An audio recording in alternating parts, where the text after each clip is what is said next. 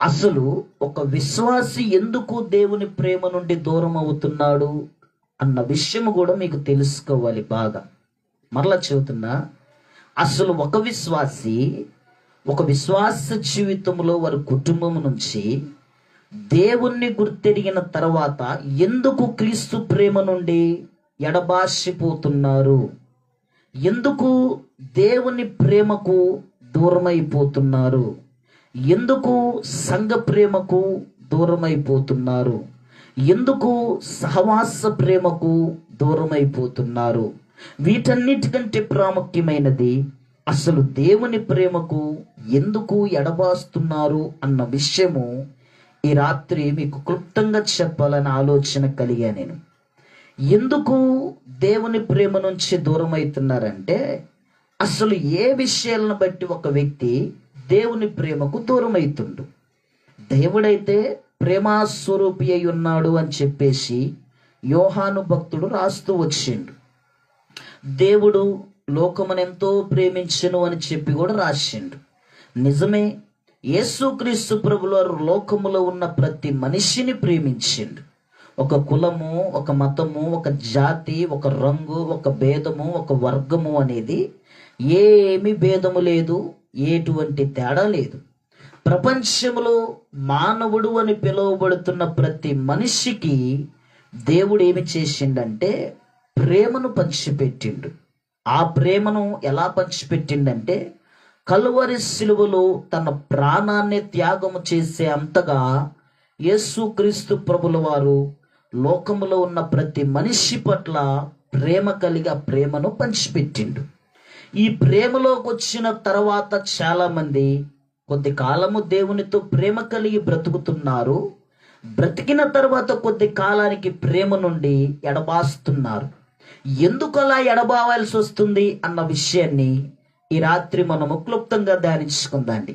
ఒక వ్యక్తి దేవుని ప్రేమ నుండి, ఇప్పుడు పరిశుద్ధ గ్రంథములలో భక్తుడైన పౌలు అపోస్తులుడైన పౌలు ఏమని అంటాడంటే, ఒక క్రైస్తవ సంఘానికి, క్రైస్తవ బిడ్డలకి సవాలుగా మాట్లాడుతూ ఉంటాడు. ఒక దగ్గర ఒక భయంకరమైన సవాలు విసురుతూ ఉంటాడు పౌలు గారు.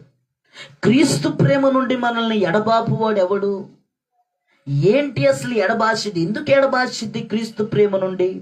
ఒకసారి క్రైస్తవ్యంలోకి వచ్చిన తర్వాత, క్రీస్తుని ఎరిగిన తర్వాత ఎందుకు ఒక వ్యక్తి క్రీస్తు ప్రేమ నుండి ఎడబాస్తున్నాడు? కొద్ది కాలము ప్రేమ కలిగినట్లుగానే బ్రతికి ఎందుకు ఒక వ్యక్తి ప్రేమకు దూరం అయిపోతున్నాడు అన్న విషయాన్ని పౌలు గారు ఒక సవాల్ ఇస్తున్నట్టుగా, ఒక సవాలు కలిగిన మాటను ఒక సంఘముతో భక్తుడైన పౌలు రాస్తూ వచ్చిండు. ఈ నేటి సమాజంలో ఉన్న క్రైస్తవులకి పౌలు గారు మాటలు సవాలుగానే ఉంటాయి. నేటి సమాజంలో ఉన్న విశ్వాసులకి పౌలు గారి మాటలు సవాలుగానే ఉంటాయి. నేటి సమాజంలో ఉన్న సేవకులకు కూడా పౌలు గారి మాటలు సవాలుగానే ఉంటాయి. ఈ రాత్రి పౌలు గారు విసిరే ప్రతి సవాలులో నుంచి కూడా మనము నేర్చుకోవలసిన పాఠం ఏమిటి అన్నది మనము బాగా గుర్తెరగాల బిడ్డలారా. ఒకసారి ఒక వాక్య భాగాన్ని మీకు చూపిస్తాను. పరిశుద్ధ గ్రంథాలు ఉన్నవారైతే చక్కగా పరిశుద్ధ గ్రంథాన్ని తీసి దగ్గర పెట్టుకోండి. రోమీలకు రాసిన పత్రిక 8వ అధ్యాయము 35వ వచనాన్ని నేను చదువుతున్నా, ఒకసారి మీరు చూడండి.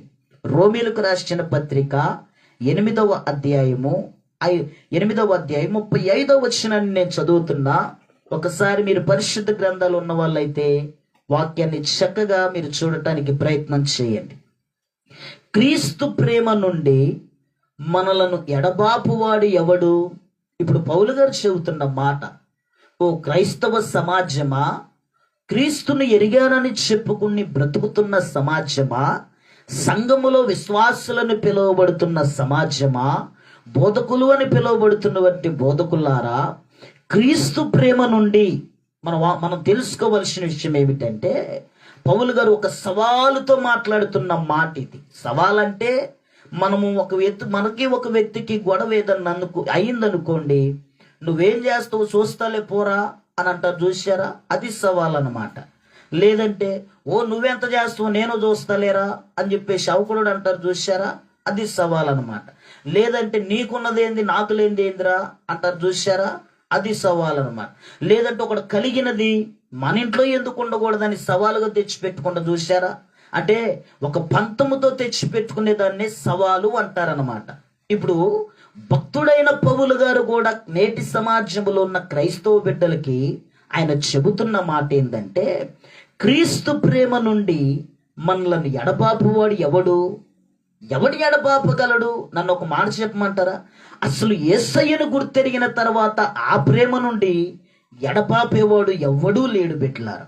మరి ఎందుకయ్యా కొద్ది కాలము భక్తి చేసి కొద్ది మంది మరల ప్రార్థనలు మానుకుంటున్నారు, సంఘాలు మానుకుంటున్నారు, ఉపవాసాలు మానుకుంటున్నారు, యాక్షన్లు మానుకుంటున్నారు, వాక్యము వినట్లేదు, త్రాగుడుకు బానిసయ్యారు, వ్యసనాలకు బానిసయ్యారు, వ్యభిచారాలకు బానిసలయ్యారు, అక్రమ సంబంధాలకు బానిసలయ్యారు, సినిమాలకు బానిసలయ్యారు, సీరియళ్లకు బానిసలయ్యారు, నానా రకాలుగా ఎందుకు మరి వాళ్ళు క్రీస్తుని ఎరిగానని చెప్పుకున్న తర్వాత కూడా ముందున్న ప్రేమలో మరల బ్రతకలేకుండా ఆ ప్రేమ నుంచి వేరైపోయి మరల ఎందుకు అలా బ్రతుకుతున్నారయ్యా అంటే, భక్తుడైన పౌలు గారు 7 ఉదాహరణలు చెప్పిండు అక్కడ.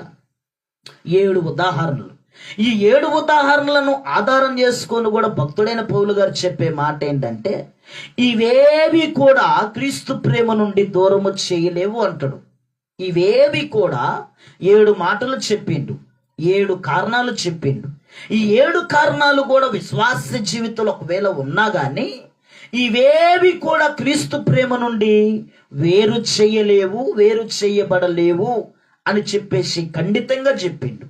కానీ నేటి క్రైస్తవ సమాజములలో విశ్వాసులు ఈ 7టిని ఆధారం చేసుకొని ఈ 7 కారణాలలో ఏదో ఒక కారణములో నిలవలేక, తట్టుకోలేక, సహించలేక, ఓర్పు లేక, సహనము లేక క్రీస్తు ప్రేమ నుండి వేరైపోయి లోక ప్రేమలలో కలిసిపోయి లోక సంబంధులుగా బ్రతుకుతున్నారు తప్ప నిజముగా సహనము కలిగిన వారికి, ప్రేమ కలిగిన వారికి, నిరీక్షణ కలిగిన వారికి, సవాలుగా భక్తి చేస్తానని చెప్పుకొని బ్రతికే వారికి ఈ 7 కారణాలు పెద్ద లెక్కేమి కాదు అని నేను చెప్పగలుగుతాను.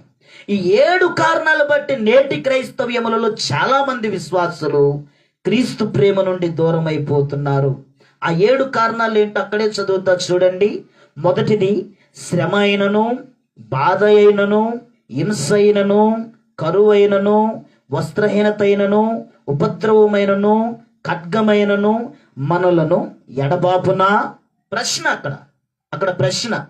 శ్రమ అయినను, బాధ అయినను, హింస అయినను, కరువైనను, వస్త్రహీనతైనను, ఉపద్రవమైనను, ఖడ్గమైనను మనలను ఎడబాపునా? ప్రశ్నించిండు అక్కడ ప్రశ్న గుర్తేసిండు పౌలు గారు. ఈ 7 కారణాలు నేటి సంఘానికి ఎదురుగా పెట్టిండు పౌలు గారు. నేటి సంఘములో ఎదురుగా పెట్టి, శ్రమకు దేవుని ప్రేమ నుంచి వేరైపోతున్నావా? బాధ నుంచి దేవుని ప్రేమ నుంచి వేరైపోతున్నావా? హింస కలిగిందని దేవుని ప్రేమ నుంచి వేరైపోతున్నావా? కుటుంబంలో, జీవితంలో కరువు ఎదురైందని దేవుని ప్రేమ నుంచి వేరైపోతున్నావా? వస్త్రహీనత కలిగిందని దేవుని ప్రేమ నుంచి దూరం అయిపోతున్నావా? ఉపద్రవము కలిగిందని దేవుని ప్రేమ నుంచి వేరైపోతున్నావా? ఖడ్గము ఏదో ఎదురైందని దేవుని ప్రేమ నుంచి వేరైపోతున్నావా? అక్కడ క్వశ్చన్ మార్కులో నిన్ను నువ్వు పెట్టుకొని ప్రశ్నించుకోవాలి. ఇప్పుడు దేనిని బట్టి నేను క్రీస్తు ప్రేమకు దూరం అవుతున్నాను? దేనిని బట్టి? 7 రకాల కారణాలు పౌలు గారు నేటి సంఘానికి చెప్పిండు. కానీ పౌలు గారు మాత్రం అనే మాట ఏంటంటే, క్రీస్తు ప్రేమ నుండి ఎడబాపేవాడు ఎవడున్నాడు? అసలు ఎవడు కూడా ఎడబాపలేడు క్రీస్తు ప్రేమ నుండి. మరి ఎందుకయ్యా నేటి సమాజంలో చాలా మంది దేవుని ప్రేమకు ఎడబాతున్నారు? కొద్ది కాలము చల్లగా ఉండి మరలా కొద్ది కాలం ఎచ్చగా అయిపోతున్నారు. ఎందుకు వాళ్ళ బ్రతుకులను అలా చేసుకుంటున్నారు? మరలా లోక సంబంధులుగా బ్రతుకుతున్నారు. మరలా లోక సంబంధులుగా త్రాగుడుకు బానిసయ్యారు, వ్యసనాలకు బానిసలయ్యారు, అక్రమ సంబంధాలకు బానిసలయ్యారు, వ్యభిచారాలకు బానిసలయ్యారు, సినిమాలకు బానిసలయ్యారు, సీరియల్కు బానిసలయ్యారు. నేటి తరముల లోకములో ఉన్న ప్రతి దానికి కూడా ఒక మనిషి బానిస అయిపోయి, ఒకప్పుడు క్రైస్తవులే, ఒకప్పుడు వాళ్ళు చేసిన ప్రార్థన ఎవరు చేయలేదు, వాళ్ళున్న ఉపవాసాలు ఎవరు ఉండలేదు, వాళ్ళ బైబిల్ పట్టుకొని ఉరికినట్లు మా ప్రాంతంలో ఎవరు ఉరకలేదు అని చెప్పేసి అనుకొని బ్రతికిన వారి. మరి ఇప్పుడు ఎందుకయ్యా అలా తయారయ్యారని అంటే, ఇప్పుడు పౌలు గారు చెబుతున్న మాట ఏంటంటే, వాళ్ళలో శ్రమ వచ్చింది, శ్రమకు తట్టుకోలేకపోయారు. వారికి బాధ వచ్చింది, బాధను తట్టుకోలేకపోయారు. వారికి హింస వచ్చింది, హింసను తట్టుకోలేకపోయారు. వాళ్ళకి కరువు వచ్చింది, కరువును తట్టుకోలేకపోయారు. వాళ్ళకు తెగులు వచ్చింది, ఉపద్రవం వచ్చింది, ఉపద్రవాన్ని తట్టుకోలేకపోయారు.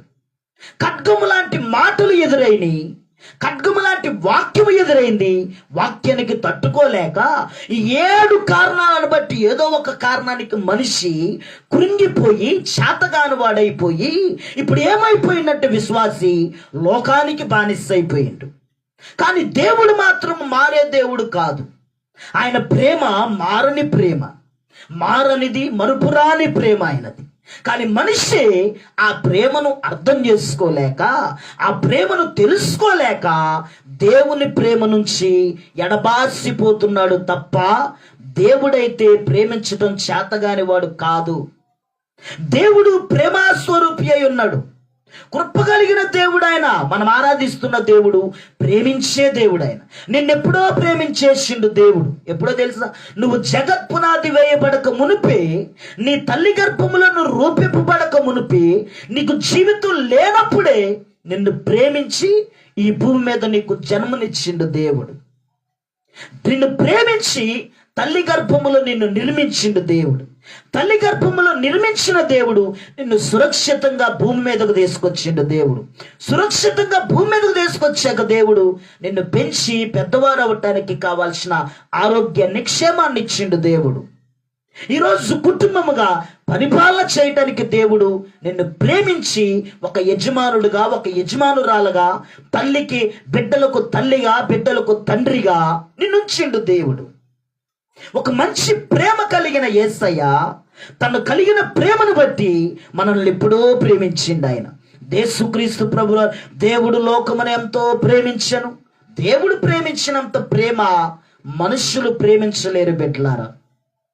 ప్రేమ అంటే చాలా మంది ఈ లోక సంబంధమైన ప్రేమ కోసం ఎక్కడెక్కడికో పరిగెత్తి ఏదేదో చేసుకుంటారు. కానీ యేసయ్య కలిగిన ప్రేమలో నిలబడాలంటే ఎవరి తరము కాదది. ఒక సవాల్. యేసుక్రీస్తు ప్రేమలో నిలబడాలంటే ఒక సవాలుతో కూడినదని. నా మునుపటి జీవితం గురించి మీకు చెబుతా, ఒకసారి గుర్తుపెట్టుకోండి. మేము హైదరాబాదు ప్రాంతంలో నివాసం చేసేటప్పుడు నేను కూడా ప్రార్థనకి వెళ్ళేది, నేను కూడా బైబిల్ పట్టుకొని వెళ్ళేది, నేను కూడా అప్పుడప్పుడు చేతనైతే ఉపవాసాలు ఉండేది, నేను కూడా చక్కగా కానుకలు ఇచ్చుకునేది, ఎక్కడ ప్రార్థనలు అంటే అక్కడికి వెళ్ళి గడిపేది. కానీ నా జీవితంలో క్రీస్తుని ప్రేమకు మాత్రం దగ్గరగా బ్రతికిన వాడిని కాదు నేను. ఆ ప్రేమను అర్థం చేసుకొని బ్రతికిన వాడిని కాదు నేను. లోక సంబంధంగా బ్రతుకుతూ క్రీస్తులో ఉన్నానని చెప్పుకుంటూ బ్రతికిన వాడిని నేను. లోక సంబంధమైన అలవాట్లు, లోక సంబంధమైన పద్ధతులన్నీ నాలో పెట్టుకొని క్రీస్తుని ఎరిగినట్లుగా బ్రతికేవాడిని నేను. కానీ అది కాదు దేవుని ప్రేమ ఎరగటం అంటే. నీ జీవితంలో శ్రమ వచ్చినా, నీ జీవితంలో బాధ వచ్చినా, హింస వచ్చినా, ఇరుకొచ్చినా, కరువు వచ్చినా, వస్త్రహీనతున్నా, ఉపద్రవం ఉన్నా, ఖడ్గము లాంటి శ్రమలు ఎదురైనా దానిలో నుండి ఎడబాయకుండా దేవునికి దగ్గరగా బ్రతుకుతావు. చూసినవా? అది నిజమైన ప్రేమ. ఆ ప్రేమను నేను ఎప్పుడో పొందుకోగలిగానంటే నా యేసయ్య మరలా నన్ను పట్టుకొని తన సేవకు పిలుచుకున్న తర్వాత ఆ ప్రేమలో నేను బతుడనై ఉన్నాను. హల్లెలూయా. శ్రమకైనా, హింసకైనా, బాధకైనా, ఇరుకులకైనా, ఇబ్బందులకైనా, కరువైనా, ఖడ్గము లాంటి శ్రమలు ఎన్నెదురైనా నా దేవుని ప్రేమ నుంచి ఎడబాసేవాడు ఎవడూ లేడు, ఏదీ లేదు. కానీ ఒకటి ఉంది, అదేంటో తెలుసా? అపవాదిగాడు మాత్రం దేవుని ప్రేమ నుంచి వేరు చేయటానికి ఎప్పుడు ఎదురు చూస్తూ ఉంటాడు. ఆ అపవాది కలుగు చేసేది ఈ ఏడు రకాల కారణాలు కూడా చాలా మంది జీవితాల్లో ఉండబట్టి ఒకప్పుడు కలిగిన ఉజ్జీవం అనేటి కలిగి ఉండలేకపోతున్నారు. ఒకప్పుడు కలిగిన ప్రార్థన జీవితం ఇప్పుడు కలిగి ఉండలేకపోతున్నారు. ఒకప్పుడు కలిగినటువంటి అనుభవం ఇప్పుడు కలిగి ఉండలేకపోతున్నారు. ఒకప్పుడు కలిగిన యథార్థతను ఇప్పుడు కలిగి ఉండలేకపోతున్నారు. దానికి గల కారణం ఏమిటంటే శ్రమకు మనిషి తట్టుకోలేకపోతున్నాడు. మొట్టమొదటి ఏమిటంటే శ్రమ మనలను క్రీస్తు ప్రేమ నుండి ఎడబాపలేదన్న సంగతిని నువ్వు మర్చిపోకూడదు. నీకొచ్చే శ్రమ క్రీస్తు ప్రేమ నుంచి అయితే ఎడబాపలేదు. మరి ఎవరయ్యా ఎడబాపేదంటే ఆ శ్రమను నువ్వు ఆధారం చేసుకొని క్రీస్తు ప్రేమ నుంచి నువ్వు వేరైపోతున్నావు. దేవుడు వేరైపోమని చెప్పలేదు. నీకు కలిగిన శ్రమను బట్టి నువ్వు దేవునికి దూరం అవుతున్నావు తప్ప దేవుడు మాత్రము నీకు దూరం అయిపోవట్లేదు. భక్తుడైన కీర్తనకారుడైన దావీదు అంటాడు కదా, నీ శ్రమ నొంది ఉండుట నాకు మేలాయను. ఒక మాట చూడండి, 119వ కీర్తన తీయండి పెట్టారా దయచేసి. 119వ కీర్తన 119వ కీర్తన 71వ వచనాన్ని చూడండి. 119:71 వచనం. నేను నీ కట్టడలను నేర్చుకొనున్నట్లు నీ శ్రమ నొంది ఉండుట నాకు మేలాయను. నీ ప్రేమను నేను గుర్తెరుగునట్లుగా, నీ ప్రేమలో నేను బలపడినట్లుగా, నీ ప్రేమ చేత నేను ఎదగాలని, ఆశీర్వాదకరంగా మారాలని నా జీవితంలో వచ్చిన శ్రమలు నేను ఎలా ఎంచుకుంటున్నానంటే మేలుగా ఎంచుకుంటున్నాను అంటాడు. హల్లెలూయా. మేలుగా ఎంచుకుంటుండు. నిర్గమాకాండము 11వ అధ్యాయము 12వ వచనములు ఇజ్రాయేలు ప్రజలకు వచ్చిన శ్రమ, భయంకరమైన శ్రమలో ఉన్నారు. దేవుని బిడ్డలు భయంకరమైన శ్రమ చేత నలగొట్టబడుతున్నారు. శ్రమల పాలైపోయి ఏమైపోతున్నారో వాళ్ళకి తెలియక తిన్నాహారం వంట పట్టకుండా బ్రతుకుతున్నారు. అయితే అక్కడున్న మాట ఎందుకు తెలుసా? ఐగుప్తులైతే ఇజ్రాయేలును బాహటంగా శ్రమ పెడుతున్నారులే, కానీ వాళ్ళ మాత్రం అంతకంతకు వర్ధిల్లుతూ ఉన్నారు అని ఉండిద్ది. నిర్గమాకాండం 1వ అధ్యాయం 12వ వచనాన్ని చూడండి. అయినను ఐగుప్తీయులు వారు శ్రమను పెట్టిన కొలది, వారిని శ్రమ పెట్టిన కొలది వారు విస్తరించి ప్రబెల్లిరి గనుక వారు ఇశ్రాయేలు ఎడల అసహ్యపడిరి. వారు శ్రమ పడుతున్నారు కానీ దేవుణ్ణి మాత్రము మర్చిపోయి బ్రతకట్లేదు. వాళ్ళు భయంకరమైన శ్రమల పాల్లో ఉన్నారు. వాళ్ళు విపరీతమైన శ్రమను అనుభవిస్తున్నారు. ఇశ్రాయేలులు ఐగుప్తులు పెట్టని చాకిరి పెడుతున్నారు, వాళ్ళ మీద మొయ్యరాని భారాన్ని మోపుతున్నారు, పెట్టరాని హింసని పెడుతున్నారు. కానీ వాళ్ళు మాత్రం మా దేవుని ప్రేమ నుండి మేము మాత్రము వేరవ్వలేము. ఆ శ్రమలలో ఉండే దేవునికి ఇశ్రాయేలు ప్రజలు మొరపెట్టారు అని ఉండింది.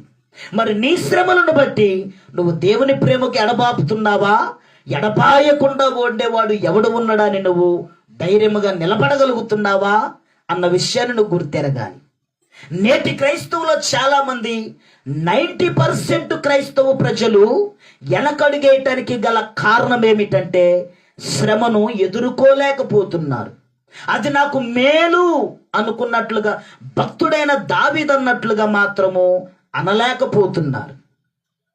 శ్రమనందటూ నాకు మేలు ప్రభువా, ఇది నాకు మేలుగా ఎంచుకుంటున్నానయ్యా అని అనుకోలేక అలా జీవించటం చేతగాక చాలా మంది దేవుని మీద నింద మోపి ప్రార్థన జీవితాన్ని వదులుకొని లోక సంబంధులుగా బ్రతుకుతున్నారు తప్ప నేను ప్రకటించే యేసయ్యలో ఏ లోపము లేదు. ప్రార్థన చేసి అలసిపోయినారు ప్రజలంతే తప్ప దేవుడైతే అలసిపోయేవాడు కాదు, సొలసిపోయేవాడు కాదు, సొమ్మసిల్లేవాడు కాదు. ఆయన క్రైస్తవులే ఏదో ఒకటి ఆధారం చేసుకొని, శ్రమను ఆధారం చేసుకొని ఆ శ్రమను మేలుగా ఎంచుకోలేక శ్రమలలో ప్రార్థన చేయటం చేతగాక క్రైస్తవ్యాన్ని వదులుకొని లోక సంబంధులుగా బ్రతుకుతున్నారు. చెబుతా ఉంటారు, మాకొచ్చిన శ్రమ కాస్త కోస్త కాదు, భయంకరమైన శ్రమ మా జీవితంలో వచ్చింది, అందుకే మేము ప్రార్థన నుంచి బయటకు వచ్చేసామంటారు. మరి బయటికి వెళ్ళి నువ్వు సాధించింది ఏమిటంటే ఏమీ ఉండదు. ఆత్మ సంబంధమైన జీవితాన్ని కోల్పోయి శరీర సంబంధమైన జీవితాన్ని సంపాదించుకొని ఇష్టానుసారంగా బ్రతుకుతూ ఉంటారు. అదే క్రీస్తు ప్రేమ నుండి దూరమైపోయిన తర్వాత మనిషికి కలిగిన జీవితం. కానీ క్రీస్తు ప్రేమలో ఎడబాసేదంటూ ఏదీ లేదు. క్రీస్తు ప్రేమ నుండి దూరం చేసేది ఏదీ లేదు. కానీ దూరం అయిపోతున్నారంటే మొట్టమొదటిగా శ్రమకు తట్టుకోలేక దూరం అయిపోతున్నారు. 24వ సామెతలు 24వ అధ్యాయము 10వ వచనాన్ని చదువుతున్న చూడండి ఒకసారి బిడ్డలారా. 24వ అధ్యాయము 10వ వచనం. చాలా మంది ఎలాగైపోతున్నారంటే శ్రమ దినమున నువ్వు కృంగిన ఎడల నువ్వు చేతగాని వాడు వగుదువు. మళ్ళా చెప్పానా? శ్రమ దినమున నువ్వు కృంగిన ఎడల నువ్వు చేతగాని వాడు వగుతావని పరిశుద్ధ గ్రంథం చెబుతుంది. ఈ రోజుల్లో చాలా మంది క్రైస్తవులు చేతగాని వారిగానే అయిపోయారు. దేనికయ్యా అంటే శ్రమ దినమున శ్రమ కలగటంతోనే, జీవితంలో శ్రమ కలగటంతోనే చేతగాని వారిగా మిగిలిపోయి యేసు ప్రభువుని పక్కన పెట్టి, పరిశుద్ధ గ్రంథాన్ని పక్కన పెట్టి, సంఘాన్ని పక్కన పెట్టి, సేవకుని పక్కన పెట్టి, పరిశుద్ధతను పక్కన పెట్టి చేతగాని వారిగా మిగిలిపోయి వారికి చేత అయినట్లుగా బ్రతుకుతున్నారు. అంతే తేడా, వేరేదేమీ లేదు. వారికి చేత అయినట్లుగా బ్రతుకుతున్నారు, దేవునికి చేత అయినట్లుగా బ్రతకట్లేదు వాళ్ళు. ఎందుకో శ్రమ దినము నాడు వాళ్ళు ఏమయ్యారంట? కృంగిపోయారు. జీవితంలో ఎదురైన శ్రమ కలుగుతాయండి, విపరీతమైన శ్రమలు కలుగుతాయి. భక్తుడైన పౌలు జీవితంలో ఎన్ని శ్రమలు తెలుసా? కొరింథీయులకు రాసిన పత్రికలో మీరు చదువుకుంటారా అండి? భయంకరమైన శ్రమలు, ఉపద్రవాలు అంటాడు. ఎన్నో ఉపద్రవాలు, ఎన్నో ఇరుకులు, ఎన్నో ఇబ్బందులు. తినని దినాలు ఉన్నాయి, కట్టుకొని దినాలు ఉన్నాయి, తాగలేని దినాలు ఎన్నో ఉన్నాయి. అన్ని శ్రమలలో కూడా పౌలు ఆనందంగానే బ్రతికింది కాబట్టి దేవుని ప్రేమ ఏ శ్రమ నన్ను వేరు చేయలేదని ఒక సవాలుతో పౌలు ప్రార్థన చేసిండు. కాబట్టి అలాగూ సవాలుతోనే నేటి క్రైస్తవ బిడ్డలకు పౌలు ఒక ఉపదేశాన్ని అందిస్తుంది. ఏంటి మిమ్మల్ని దూరం చేసేది? శ్రమకు భయపడి దేవుని ప్రేమ నుండి వేరైపోతున్నావా? కానీ పౌలు అనే మాట, శ్రమ నుండి నన్ను ఏది కూడా ఎడబాపలేదు. శ్రమ దేవుని ప్రేమ నుండి నన్ను ఎడబాపలేదు. నిన్ను ఎడబాపుతుందేమో, నువ్వు ఎడబాస్తున్నావేమో. కాబట్టి బిడ్డలారా, ఈ రాత్రికాల సమయంలో క్రీస్తు ప్రేమ నుండి వేరైపోయేది ఏమిటంటే, మొట్టమొదటిగా శ్రమను బట్టి క్రైస్తవులు వేరైపోతున్నారు. దేనికో తెలుసా? దేవుని ప్రేమకు దూరం అయిపోతున్నారు. రెండవది ఏమిటంటే బాధలు. మొదటిది శ్రమ అయితే రెండవది బాధలు. నేటి సంఘములో క్రైస్తవులు బాగా దూరం అయిపోవటానికి గల కారణము, ఇంటిలో బాధలు తక్కువ, సంఘములో ఏదో ఒక బాధను గుర్తు తెచ్చుకొని ఆ బాధ నుంచి దూరం అయిపోతా ఉంటారు కొంతమంది. అపోస్తుల కార్యం 12వ అధ్యాయం 1వ వచనాన్ని మీరు చదువుకోండి. ఆ కాలములలో హెరోదు రాజు సంఘములో ఉన్న వారిని బాధ పెడుతూ వచ్చిండంట. అన్ని జనులు బాధ పెట్టారు. ఆ బాధను అనుభవించలేక ప్రార్థన జీవితాన్నే మానుకున్నారు, విశ్వాసాన్ని సన్నగిల్లి చేసుకున్నారు, బలపడలేకపోయారు, వృద్ధి కాలేకపోయారు, నీరసించిపోయారు. ఈ బాధలు ఎవడు పడతాడు? ఈ బాధలు మాకెందుకు వచ్చిన బాధ అని చెప్పేసి ఆ బాధలను ఆధారం చేసుకుని దేవుని ప్రేమ నుండి దూరమైపోయి బ్రతికారు. కానీ పౌలు అంటున్న మాట, నా జీవితంలో ఎన్నో బాధలు ఎదురైనవి. మీ బ్రతుకులలో ఎదురైన బాధల కంటే ఎక్కువ బాధలను నేను అనుభవించాను. పౌలు గారిని కొట్టారు కూడా, ఆ సంగతి మీకు తెలుసా? చాలాసార్లు దెబ్బలు తిన్నాడు పౌలు గారు. క్రీస్తు ప్రేమ కొరకు, ఆ ప్రేమ నుంచి నేను వేరైపోకూడదు. నా జీవితంలో శ్రమ ఎదురైనా, బాధ ఉన్నా, నా బాధలను ఆధారం చేసుకొని నా దేవునికి నేను దూరం అయిపోకూడదు. నా దేవుని ప్రేమకు నేను ఎడబాసిపోకూడదు. ఎందుకంటే నా దేవుడు నన్ను ప్రేమించి నాకు ఈ గొప్ప సాక్ష్యాన్ని కలిగిన జీవితాన్ని ఇచ్చిండు. ఈ గొప్ప భాగ్యం కలిగిన, అనుభవం కలిగిన జీవితాన్ని నా దేవుడు నాకు ఇచ్చిండు. కాబట్టి దీనిని బట్టి నేను ఆయన మహిమపరచాలి. ఈ బాధ నా జీవితంలో ఉండటాన్ని బట్టి నా దేవునికి మహిమ కలుగుతుందేమో అన్న విమిత్తమై ప్రార్థన చేసే వారంగా ఉండాలి. నిన్నెవరైనా బాధ పెడుతున్నారా? బాధ పెట్టినప్పుడు యేసు ప్రభు చెప్పిన మాట ఎందుకు తెలుసా? నిన్ను బాధించే వారి కొరకు నువ్వు ప్రార్థన చేయి. లోకాసు వార్త 6వ అధ్యాయం 28వ వచనాన్ని చూడండి బిడ్డలారా. లోకాసు వార్త 6వ అధ్యాయము 28వ వచనాన్ని చూడండి. మిమ్మల్ని శపించు వారిని దీవించండి, మిమ్మల్ని బాధించు వారి కొరకు ప్రార్థన చేయండి. నీ ఇంట్లో వాళ్ళు నిన్ను బాధపరుస్తున్నారా? నీ ఇరుగు పొరుగు వారు నిన్ను బాధపరుస్తున్నారా? కట్టుకున్న భర్త నిన్ను బాధపరుస్తున్నారా? కట్టుకున్న భర్త భార్య నిన్ను బాధాకరంగా మారుస్తుందా? పోనీ నీ ఇంట్లో నీ రక్త సంబంధులకు నిన్ను ఏమైనా బాధపరిచే రీతిగా మాట్లాడుతున్నారా? యేసు ప్రభు చెప్పిన మాట ఏంటంటే, మిమ్మల్ని బాధించే వారి కొరకు మీరు ప్రార్థన చేయండి. కానీ ఆ బాధను ఆధారం చేసుకొని మాత్రము ప్రార్థనను మానుకోమాకండి. నా ప్రేమకు దూరం కామాకండి. నా ప్రేమను ఎడపాయమాకండి. నా ప్రేమకు ఎడపాసి మీరు బ్రతకమాకండి. నాకు దగ్గరగా మీరు బ్రతకండి. మీ బాధను ఆధారం చేసుకొని ఆ బాధతోనే కుమిలిపోయి ఆ బాధను ఆధారం చేసుకొని నా ప్రేమకు దూరం అయిపోయే భక్తిని మీరు చెయ్యొద్దని యేసు ప్రభులు వారు చెబుతుండ్రు. నీ జీవితంలో ఎవరు బాధపరిచేవారు ఉన్నా కానీ వారి నిమిత్తం ప్రార్థన చేయి. దేవుని ప్రేమ నుంచి నిన్ను ఎడబాపేవాడు ఎవడు ఉండలేడు బిడ్డలారా. ఏది ఎడబాపలేదు. మరి ఏంటయ్యే ఎడబాపేదంటే, శ్రమ ఒక మనిషిని ఎడబాపుతుంది, బాధ ఒక విశ్వాసిని ఎడబాపుతుంది. కానీ అది ఎడబాపేది కాదులే గాని ఒక విశ్వాసి దాన్ని బలంగా ఆధారం చేసుకొని, ఇక నేనే ప్రార్థన చేయలేను, ఈ బాధలలో నేను ప్రార్థనకి వెళ్ళలేను. ఇంట్లో ఎవరైనా బాగా ప్రేమించే వ్యక్తి చనిపోయాడు అనుకోండి, ప్రార్థనకి వెళ్తున్నారు చాలా మంది. హైదరాబాద్ ప్రాంతంలో నాకు తెలిసిన ఒక కుటుంబం ఉంది. ఆ ఇంట్లో వాళ్ళు బాగా ప్రేమించుకునే వ్యక్తి చనిపోయిన తర్వాత ఆ బాధని చూడండి, ఆ వ్యక్తి యొక్క కలిగిన బాధని మనసుకు తీసుకొని ఆ బాధను ఆధారం చేసుకొని ప్రార్థనే మానేసుకొని బ్రతికారు. ఈరోజు వాళ్ళ బ్రతుకులు సరైన ఫలము లేదు, అభివృద్ధి లేదు, విస్తారము లేదు, కృప లేదు. ఇష్టమైన వ్యక్తులు చనిపోయారని చెప్పేసి ఎవరు చనిపోరండి? నేటు ఈ రోజు పుట్టిన బిడ్డలు కూడా ఒక దినాన్నాడు చనిపోవాల్సిందే. ఒకడు ముందైతుడు, ఒకడు వెనకైతుడు, అంతే, తేడా ఏమీ లేదు. గట్టిగా బ్రతికితే మనిషి ఆయుష్ 80 సంవత్సరాలు, అంతే తేడా. ఇంట్లో ఇష్టమైన మనిషి చచ్చిపోయిందని చెప్పేసి, ఇష్టమైన వ్యక్తి చనిపోయిందని చెప్పేసి నేను ప్రార్థనకు పోటాను బట్టి నేను ఇష్టపడిన వ్యక్తి బ్రతకలేదని చూడండి, నేను ప్రార్థనకి వెళ్తున్నా కానీ నేను ఇష్టపడిన వ్యక్తి బ్రతకలేదని ప్రార్థన మానుకున్నవాడు ఎలా క్రైస్తవుడైతాడండి? ఇష్టమైన వ్యక్తి చనిపోయిందని, ప్రేమించే వ్యక్తి చనిపోయిందని, ప్రేమించే భర్త చనిపోయిందని, ప్రేమించే భార్య చనిపోయిందని, ప్రేమించిన కొడుకు పీట చనిపోయిందని ఆ బాధను ఆధారం చేసుకొని దేవుని ప్రేమకు దూరం అయిపోయిన వాళ్ళు లేరా? చాలా మంది ఉన్నారు. కొన్ని కోట్ల మంది జనసమూహం, 8 కోట్ల జనసమూహములు, 1 కోటి మంది జనసమూహం ఇలా బాధతో ప్రార్థన మానుకొని కూర్చున్న వాళ్ళే ఉన్నారు.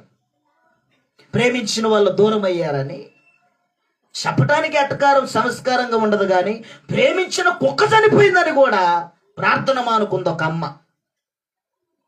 ప్రేమించిన కుక్క చచ్చిపోయిందని ప్రార్థనే మానుకొని బ్రతుకుతుంది. ఏమిటండి ఈ బ్రతుకులు? నీ బాధను ఆధారం చేసుకొని దేవుని ప్రేమకు నువ్వు దూరమైనవు తప్ప దేవుడు మాత్రము నిన్ను ప్రేమించటం ఇష్టం లేనివాడు కాదు. నిన్నెప్పుడొచ్చినా గాని హత్తుకొని ప్రేమించేవాడు నా యేసయ్య. మనం ఆయన ప్రేమలో నిలిచేవారంగా బ్రతకాలి. కానీ ఇష్టమైన వస్తువులు పోయినాయని, ఇష్టమైన వ్యక్తి పోయిండని, ప్రేమించిన వ్యక్తి దూరమైందని, ప్రేమించిన వ్యక్తి దూరమైపోయిందని, ప్రేమించిన బిడ్డ దూరమైందని, ప్రేమించిన కొడుకు దూరమైందని, ప్రేమించిన భర్త దూరమైందని, ప్రేమించిన భార్య దూరమైందని, ప్రేమించిన మామ దూరమైందని, ప్రేమించిన అత్త దూరమైందని నీ ప్రేమ చల్లగుండా? అది కాదండి ప్రేమ. నిన్ను ప్రేమించే యేసయ్య కొరకు నువ్వు ప్రార్థనలో ఎదగాలి. ఆ ప్రేమ కోసం బతుడువై బ్రతకాలి. నేను సేవకొచ్చిన నాటి నుంచి నేటి వరకు నా రక్త సంబంధాన్ని చంపుకొని బ్రతుకుతున్నా. నేను యథార్థంగా చెప్పగలుగుతా, నేను నా రక్త సంబంధికులందరినీ చంపుకొని బ్రతుకుతున్నానండి. చంపుకోనంటే ప్రేమ లేని వాడిని కాదు, అంతరంగంలో ప్రేమ పెట్టుకొని వారి కొరకు నేను ప్రార్థనలు చేస్తూ ఉంటాను అంతే. నన్ను ఎవడో ప్రేమించాలి, నన్ను ప్రేమిస్తే బాగు, నన్ను వాళ్ళ పలకరించట్లా, వీళ్ళ పలకరించట్లేదు, కనీసం నాకు ఫోన్ చేయట్లేదు, మమ్మల్ని కనీసం బాగున్నారా అని అడగరు. ఇది కాదు ప్రేమ. ఎవడో ప్రేమ కోసం మనం చూసుకొని అవసరం లేదు. క్రీస్తు నీ కొరకు చేసిన త్యాగమే గొప్ప ప్రేమ. పౌలు గారు చెప్పే మాట అదే. బాధ క్రీస్తు ప్రేమ నుండి ఎడబాపలేదు. ఎన్ని బాధలన్నా కానీ క్రీస్తు ప్రేమ యథార్థమైనది, కృప కలిగిన ప్రేమ అది. ఆ ప్రేమలో ఉన్నంత మాధుర్యము నిజముగా ప్రేమ రుచి చూసినోడికి తెలిసింది. నీ బాధను ఆధారం చేసుకొని, నీ రోగమును ఆధారం చేసుకొని, నీ బలహీనత ఆధారం చేసుకొని దేవుణ్ణి తప్పు పెట్టొద్దు బిడ్డ, జాగ్రత్త. నీ కుటుంబ సమస్యలు ఆధారం చేసుకొని, నీ జీవితంలో నీకు కలిగిన బాధలను ఆధారం చేసుకొని, కుటుంబ సమస్యలను బట్టి దేవుని ప్రేమకు దూరం అవ్వ మాకు. కొంతమంది మూర్ఖంగా ప్రవర్తిస్తూ ఉంటారు. మొన్న మధ్య కాలంలో మా సహోదరుడికి కూడా ఒక మందిరాన్ని చూపించా నేను. ఇక మా మందిరంలో ఒక వ్యక్తి చనిపోయింది, హార్ట్ అటాక్ వచ్చి. అసలు మందిరాన్నే మూత వేసేసారు. ఎందుకండి?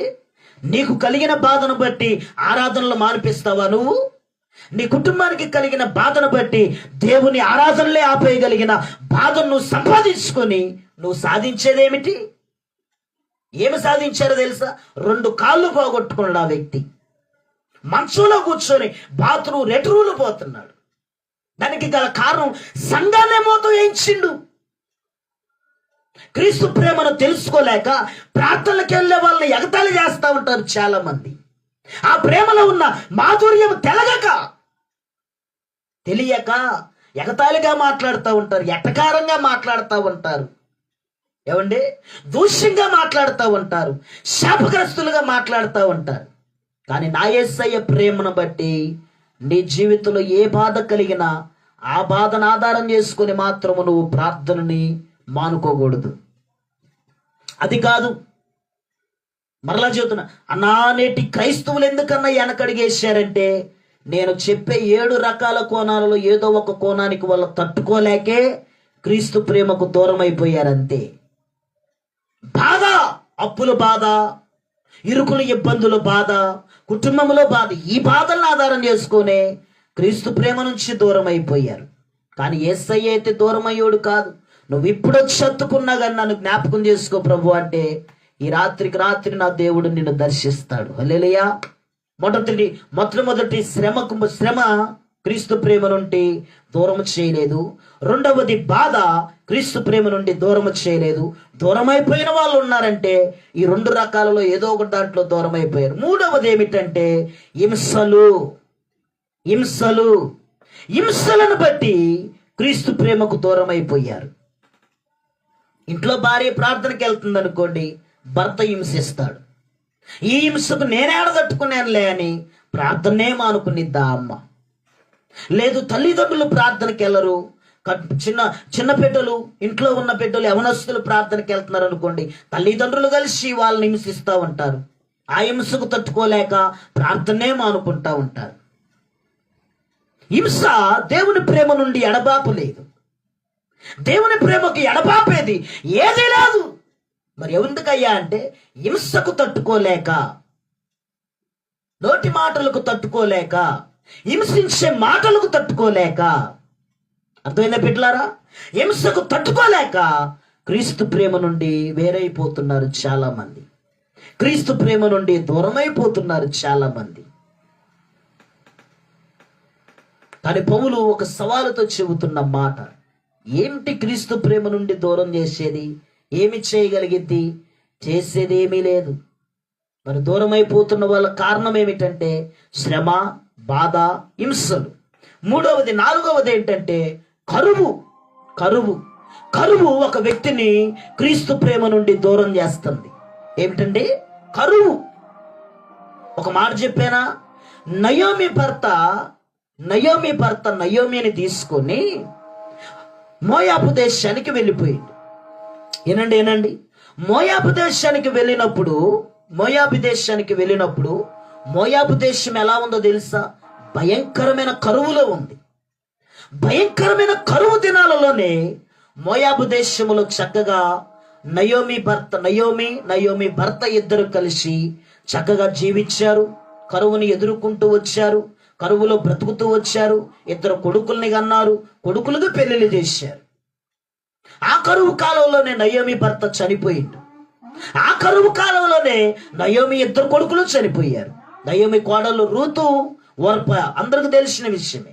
అయితే ఇక్కడ తెలుసుకోవాల్సిన విషయం ఏంటంటే, నయోమి భర్త నయోమిని తీసుకొని మోయాబు వెళ్ళినప్పుడు మోయాబు దేశం భయంకరమైన కరువులో ఉంది, కానీ దేవుని ప్రేమకు మాత్రం వాళ్ళు దూరం అయిపోలేదు. అయ్యో, అనవసరంగా ఈ దేశం వచ్చి మేము కరువును పడ్డామే, మా బ్రతుకులకి ఆహారం లేకుండా పోయింది, ఇంటిలో కనీసం 10 కేజీలు బియ్యం కూడా లేవే, కనీసం 1 కేజీ కారం లేదు, తినటానికి పచ్చడి లేదు అని దేవుని ప్రేమను మాత్రము దూరం చేసుకోలేదు వాళ్ళు. కరువు ఉంది, కరువున్న స్థలంలోనే దేవుని కొరకు మహిమార్థంగా బ్రతికారు నయోమి కుటుంబం. నయోమి కుటుంబం కరువు ఉందండి, కరువులోనే దేవుణ్ణి మహిమపరిచారు, దేవుని కొరకు బ్రతికారు కనుకే నయోమి సంతానము పరిశుద్ధ గ్రంథములో లిఖించబడింది. దాని అర్థమేంటో తెలుసా? మేము నమ్మిన దేవుడు కరువులలో మమ్మల్ని పోషించే దేవుడు ఆయన, కరువు కాలాలలో మాకు కృపనిచ్చే దేవుడు ఆయన, కరువు దినాలలో మాకు కాపుదలనిచ్చే దేవుడు ఆయన. దావీదు కాలంలో 3 సంవత్సరాలు కరువు వచ్చింది. 3 సంవత్సరాలు. ఈ 2 రిఫరెన్సులు చూపిస్తా చూడండి. రూతు రాసిన పుస్తకం తీయండి ఒకసారి. రూతు రాసిన పుస్తకము 1వ అధ్యాయాన్ని తీయండి ఒకసారి బిడ్డలారా. రూతు రాసిన పుస్తకము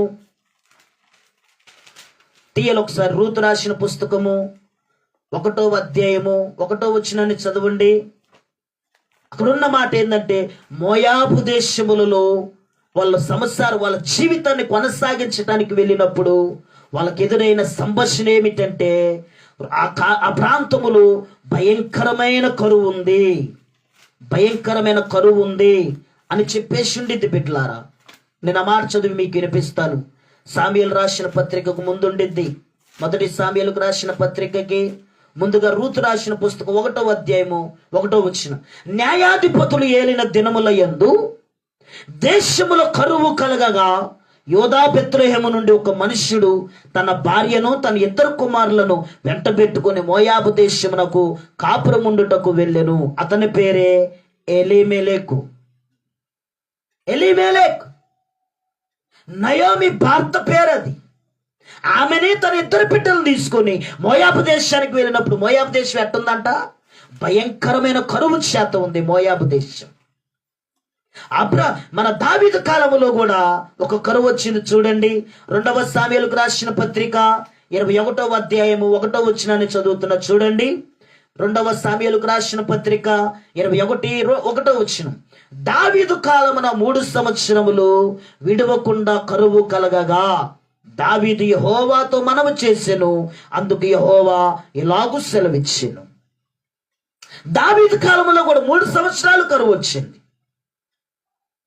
మోయాబు దేశములో నయోమిని తీసుకుని ఎలేమేలోకి వెళ్ళినప్పుడు మోయాబు దేశంలో కరువు ఉంది.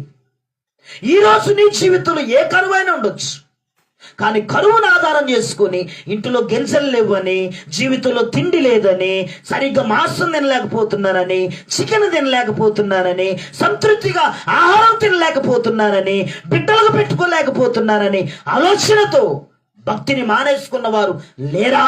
ఉన్నారు. మేమండి ప్రార్థనకి వెళ్ళాము కానీ మా ఇంటిలో 1 రూపాయి వచ్చేది కాదండి చెప్పిన వాళ్ళు లేరా? ఉన్నారండి. రిజర్వేర్ బ్యాంక్ ఎమ్మంటే నీ ఇంటికి డబ్బులు రావటానికి నువ్వు పరీక్షించబడాల్సిన అవసరం లేదా? నువ్వు పరిశోధించబడాల్సిన అవసరం లేదా? దేవుడు నిన్ను నీ యొక్క జీవితాన్ని పరిగణన చేయాల్సిన అవసరం లేదా? ఇవాళ ప్రార్థనకు పోతే రేపు డబ్బులు వచ్చేయాలి. నీ విశ్వాసమును బట్టి కార్యం జరిగింది. అకోస్ సాయంత్రానికి గొప్ప కార్యం చేస్తాడు దేవుడు. పడుకొని లేచే లోపల పెద్దగా కష్టపడాల్సిన అవసరం లేదు. 127వ కీర్తనలో అంటాడు, తన ప్రియులు నిద్రించుచుండగా యెహోవా వారికి ఇచ్చుచున్నాడు. నువ్వు విశ్వాసం కలిగి పడుకుంటే నీకు వస్తాయి. కానీ నా జీవితంలో ఏమీ కలగట్లేదు అని అవిశ్వాసంతో పడుకుంటే నీకేం కలుగుతాయి? నీ దగ్గరికి ఏమొస్తాయి? నీ ఇంట్లోకి ఏమొస్తాయి? విశ్వాసం ఉండాలిగా. నేను దేవుణ్ణి అడిగాను, నా దేవుడు నాకు చేస్తాడన్న విశ్వాసం ఉండాలిగా. దావీదు కాలంలో కరువు వచ్చిందంటే సౌలు చేసిన పొరపాటును బట్టి వచ్చింది కరువు. మరలా చెప్పానా? అక్కడ 2వ వచనం చదువుతున్నా చూడండి. ఇలాగూ సెలవిచ్చు, సౌలు గిబ్యానీయులను హతము చేసేది గనక అతనిని బట్టి నరహంతకులు అతని ఇంటి వారిని బట్టి శిక్షగా ఈ కరువు కలిగెను. శిక్షగా ఈ కరువు కలిగింది. కొంతమందికి ఆత్మ సంబంధమైన కరువు ఉండిద్ది. ఎవరికి? నయోమి లాంటి వాళ్ళకి. కొంతమందికి శిక్షగా కరువు ఉండిద్ది. ఎందుకు? మన జీవితంలో మనం బ్రతుకుని యథార్థంగా బ్రతకడం చేతగాక, దేవునిని అర్థం చేసుకొని జీవించడం చేతగాక మన జీవితం ఏమైపోతుందంటే కరువుని అనుభవించేటట్లుగా తీసుకెళ్తుంది. కానీ నీ కరువును ఆధారం చేసుకొని మాత్రం దేవుని ప్రేమకు దూరం అయిపో మాకు దయచేసి. కానీ నేటి క్రైస్తవులు చాలా మంది దూరం అయిపోవటానికి గల కారణం కరువు. లేమి స్థితిని చూసుకొని దేవుని ప్రేమకు దూరం అయిపోతున్నారు. కొంతమంది జీవితంలో అన్నీ ఉన్నా కానీ కరువు కలిగిన వాళ్ళట్టే బ్రతుకుతూ ఉంటారు. దేవుడు అన్నీ ఇస్తాడండి, అన్నీ ఇస్తాడు. ధనమునిస్తాడు, ధాన్యాన్ని ఇస్తాడు, అర్థమైందా? అన్నీ ఇస్తాడు.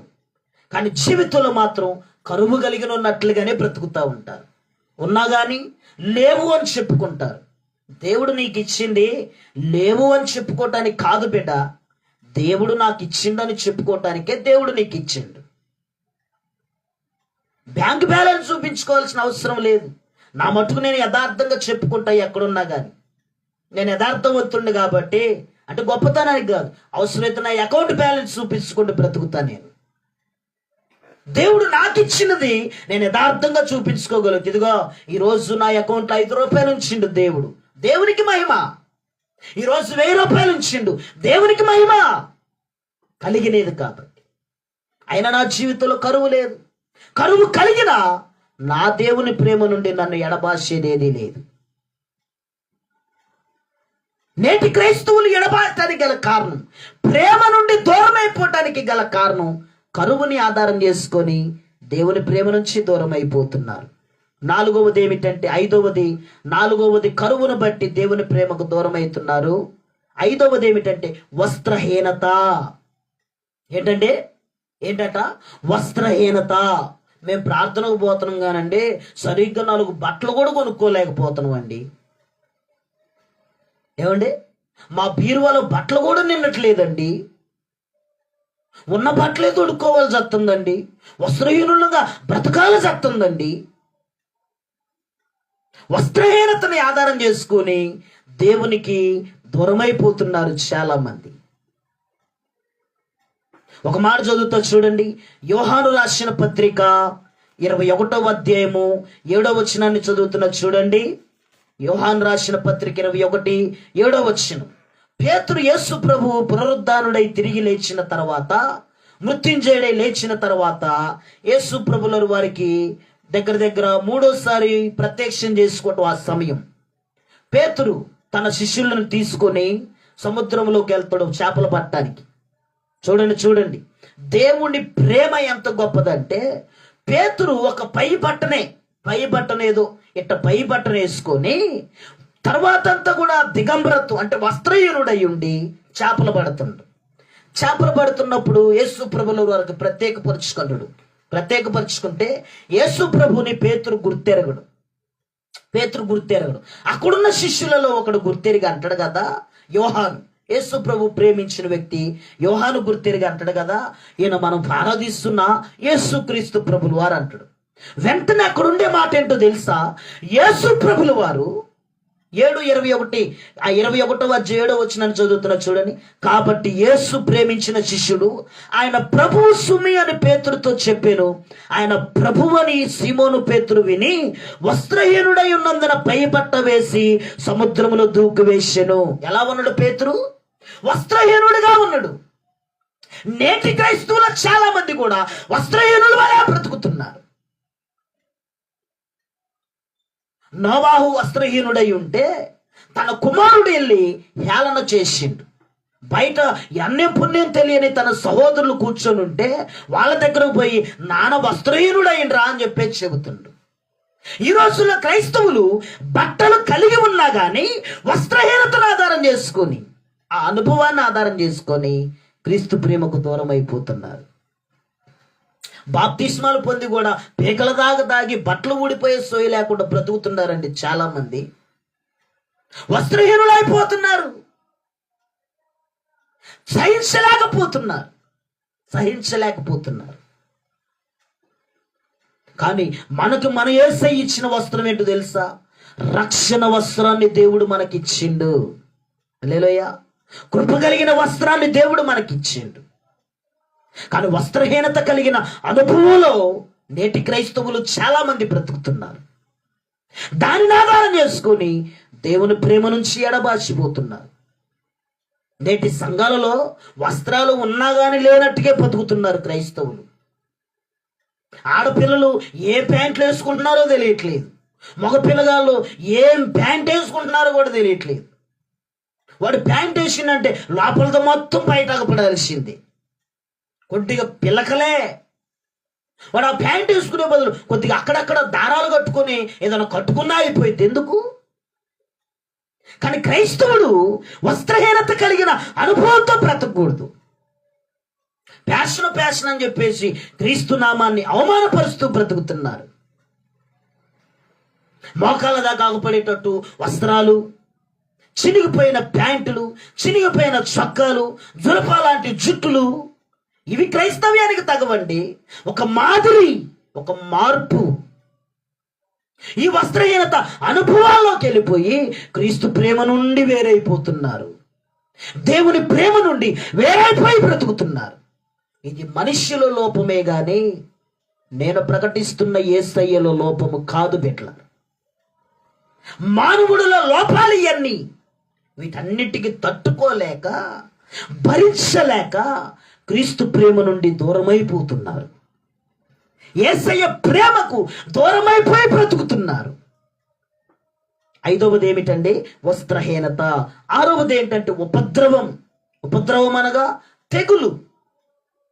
వస్తున్న తెగుళ్ళకు భయపడి, రోగాలకు భయపడి, ఇరుకుల ఇబ్బందులకు భయపడి, అర్థమైందా, దేవుని ప్రేమకు దూరమైపోయి బ్రతుకుతున్నారు. ఎన్నో ఉపద్రవాలు వస్తాయి. ఇంతటితోనే అయిపోయింది అనుకోకూడదు. భూమి మీద నలుదిక్కులు ఉపద్రవాలు రాబోయే దినాలు ఉన్నాయి. ఇంకా కొద్దిగా ఈ ఒమిక్రాన్లు, ఈ కరోనాలు, అర్థమైందంటే ఈ బ్లాక్ పొంగస్లు, ఈ పొంగస్సు, ఆ పొంగస్సు, ఈ ఏ పొంగస్ అయినా సరే కొద్దిగా ఇంకా ప్రభు రాకడ సమయంలో భూమి అంతటా రాబోయే ఉపద్రవాలు చాలా ఉన్నాయి.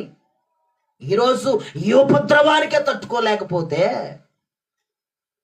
ఏమండి, మొన్న ఈ మధ్య సిటీలో ఒక అమ్మ పరీక్ష అయింది. ప్రార్థనకి వెళ్తున్నారు అక్క అంటే, మొన్నటిదాకా వెళ్ళను లేగానయ్యా, కరోనాకు మా ఆయన చచ్చిపోయిన తర్వాత ప్రార్థన మానుకున్నావయ్యా. ఇదే ప్రార్థనే తల్లి, ఇదే ప్రార్థననా? ఉపద్రవానికి తట్టుకోలేకపోతున్నారు, ఉపద్రవాన్ని ఎదుర్కోలేకపోతున్నారు. నీ జీవితంలో ఎన్ని ఉపద్రవాలు వచ్చినా దానిని తట్టుకొని యథార్థముగా ముందుకు సాగాలి. భూమి మీద ఇంకెన్నో జరగబోతున్నాయి. దేవుడు ఏమంటాడు తెలుసా? జరిగే వాటిని చూసి ఆశ్చర్యపడమాకండి. భూమి మీద జరిగే వాటిని చూసి గుండెలు బాదుకోవాల్సిన అవసరం లేదు. మీరు యాక్షన్లు చేయాల్సిన అవసరం లేదు. మీరు కాముగా భయభక్తులు కలిగి ప్రార్థన చేస్తే చాలు బాస్. ఏం అవసరం లేదు. వామ్మో అదొస్తుంది, ఇటు నుంచి ఈ కాన్ అవుతుంది, అటు నుంచి ఆ కాన్ అవుతుంది, ఇటు నుంచి ఒమిక్రాన్ అవుతుంది, అటు నుంచి మొమెత్కాన్ అవుతుంది. ఈ కాన్ల గురించి భయపడటం ఎందుకు?